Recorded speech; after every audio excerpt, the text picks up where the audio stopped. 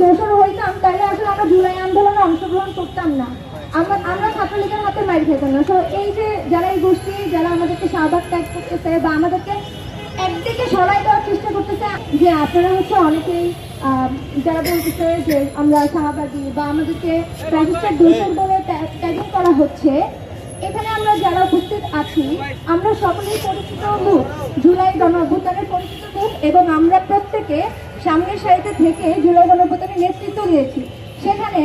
এবং আপনারা দেখে থাকবেন যে আমাদের সাথে একজন আদ্রিতা রায়, তার নামে মামলা করা হয়েছে।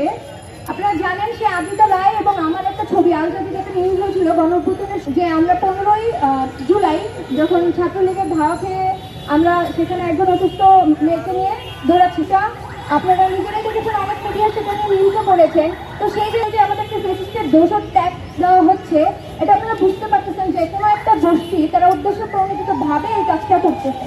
আপনারা আরেকটু বলি যে আমাদের যে মেহবুবুল্লাহ বসু যার নামেও মামলা করা হয়েছে, সে বসু গত 23 সালের ডিসেম্বর মাসে শেখ হাসিনার ব্যাকড্রপ ভাঙার কারণে ছাত্রলীগের নেতারা তাকে কিন্তু বেধড়ক পিটিয়েছে।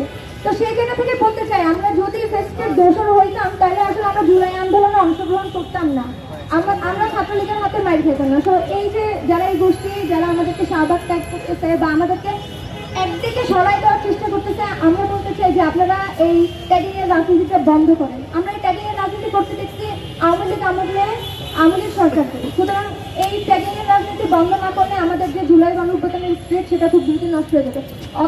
ইতিমধ্যে যদিও সেটা অনেকটা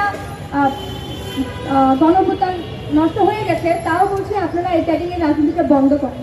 সেটা তেমন সেই রাজনীতি আমরা দেখতে চাই না। ধন্যবাদ।